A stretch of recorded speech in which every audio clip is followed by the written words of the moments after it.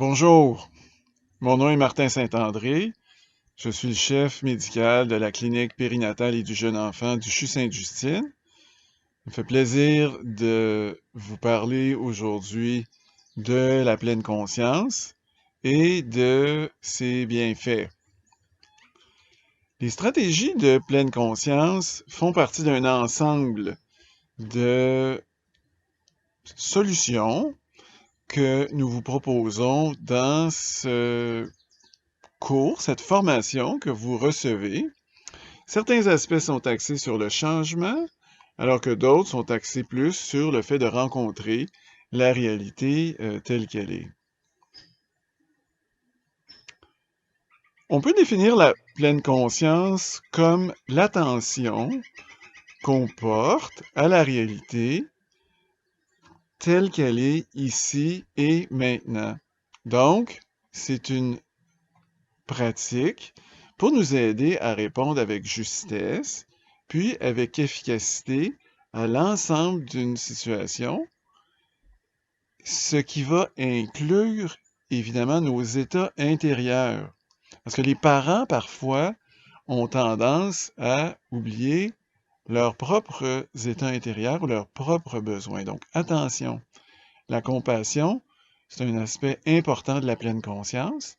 Puis, dans la pleine conscience, on apprend à tenir compte de nos propres besoins. C'est très simple, la pleine conscience, puis en même temps, c'est difficile. C'est comme de dire, lever un poids, mais si le poids est tout petit, c'est facile. Si c'est un très gros poids, c'est difficile. C'est la même chose pour certaines émotions, qui parfois sont faciles à rencontrer, puis dire, bon, ça passe dans mon esprit. Puis parfois, il y a des émotions qui sont beaucoup plus difficiles, qui nous collent beaucoup plus dans notre esprit. Alors, la pleine conscience, ce n'est pas une pratique dans laquelle on s'améliore comme tel. C'est une appréciation. C'est-à-dire que l'appréciation d'une pomme qu'on mange ou d'un coucher de soleil, c'est quelque chose qui est naturel. C'est pas quelque chose qu'on améliore au fil du temps. Donc, c'est apprendre à apprécier la vie telle qu'elle est et de la s'harmoniser avec ce que la vie attend de nous, ici puis maintenant.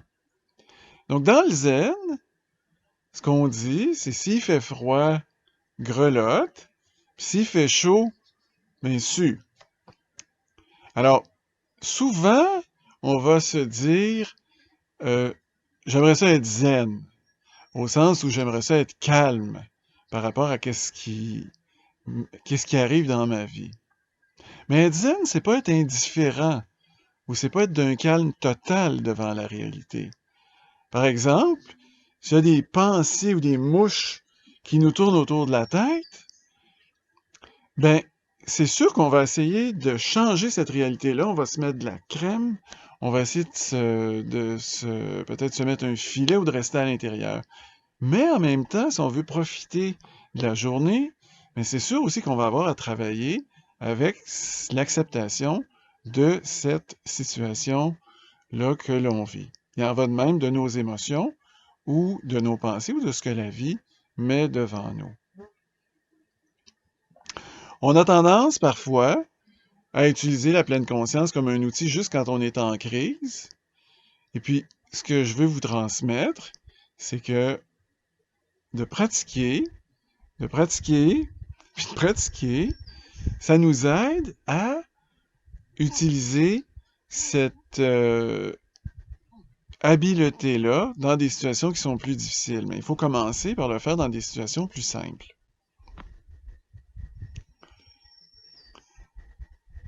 Alors, c'est plus important d'être régulier dans votre pratique que de le faire pendant de longues périodes de temps. Mais quand fait-on ça, la pleine conscience? Quand le pratique-t-on?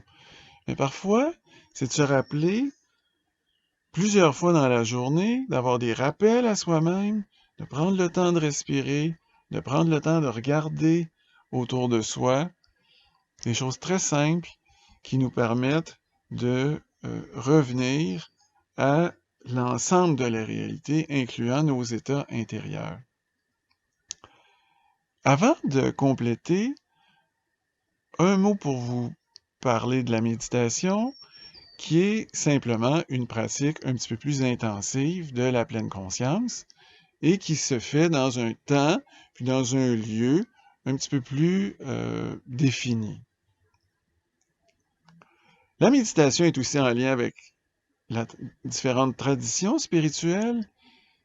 Et puis, je pense qu'il est important aussi de faire appel, si vous le ressentez comme utile, à votre propre héritage spirituel, votre héritage religieux, ou ce que les autres vous ont transmis dans votre vie qui vous permet de vous sentir que vous êtes en contact avec l'ensemble des choses qui vous entourent. Donc, que vous n'êtes pas coupé, séparé du monde. Alors voilà, ça résume ce que je voulais vous transmettre aujourd'hui au sujet de la pleine conscience, de la méditation et de la spiritualité.